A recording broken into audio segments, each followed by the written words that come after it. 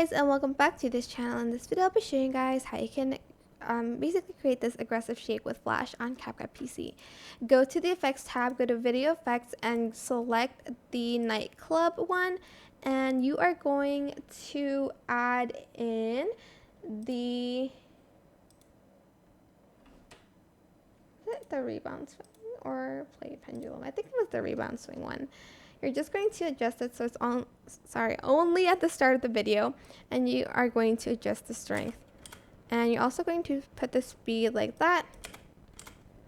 I'm actually going to make it longer than that. And okay, this is my settings apparently. It doesn't have to be perfect, but you're just going to copy and paste it to like your videos and stuff.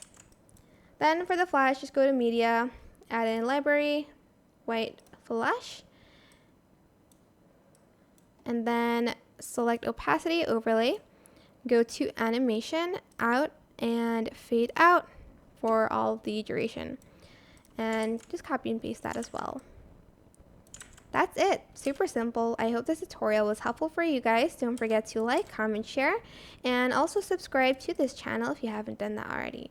If you have any questions, just leave it in the comment section down below, and I'll try my best to answer them all for you guys.